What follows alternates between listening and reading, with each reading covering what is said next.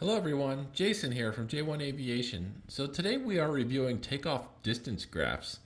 Now this looks a bit complicated at first, but after a quick review, you'll see it's really not that bad.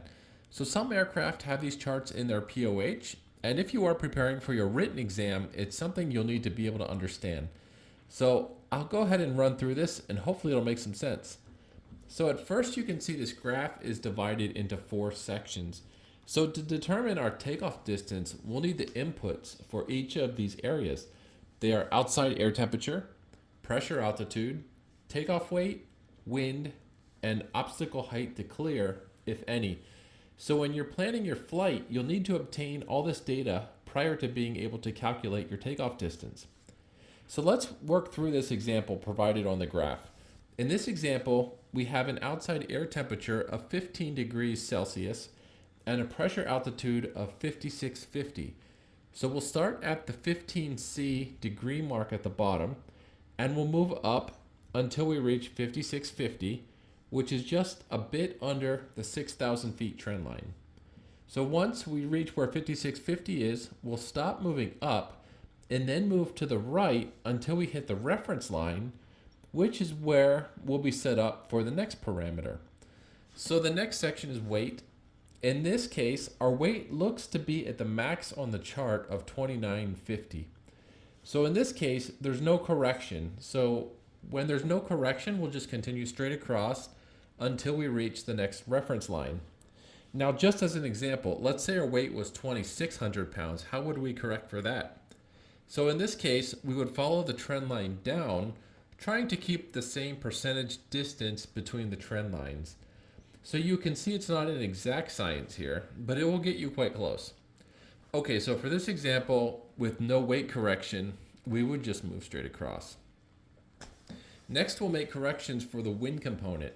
In this case, we have a 9-knot headwind component. So the headwind component trends down. So we'll follow the trend lines down until we reach where 9 knots headwind would be. From there, we'll move straight right until we reach the next reference line. Now in this example, it doesn't provide what our obstacle is, so we'll look at both. If there is no obstacle, we'll follow straight across to the right, and the number we see on the right is our takeoff distance, which is what we've been looking for. In this case, it's right about 1,400 feet. So to consider a 50-foot obstacle, we'll follow the trend line up and reach a total distance of around 2,300 feet.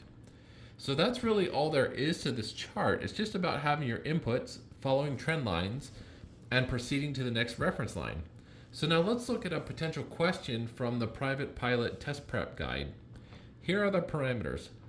OAT is standard, pressure altitude is sea level, takeoff weight is 2,700 pounds, the wind is calm, and we need to clear a 50-foot obstacle. The potential answers are 1,000 feet, 1,400 feet, and 1,700 feet. So right away the FAA makes you think a little bit instead of giving you the actual temperature. So as you may remember, the standard temperature is 15C. So we'll start there and proceed up to the pressure altitude, which is sea level. Then we'll proceed right to the reference line. Our takeoff weight is 2,700 pounds, so we'll follow the trend line down and then continue straight across to the reference line. The next factor is wind. In this case, it is calm, so we'll proceed directly across to the reference line. To consider with a 50-foot obstacle, we'll follow the trend line up to the 50-foot obstacle and see a distance of around 1,400. And bingo, 1,400 is one of the answers. So there you go, a little overview on the takeoff distance graph. Thanks everyone for watching, and I'll catch you next time. Have a great day.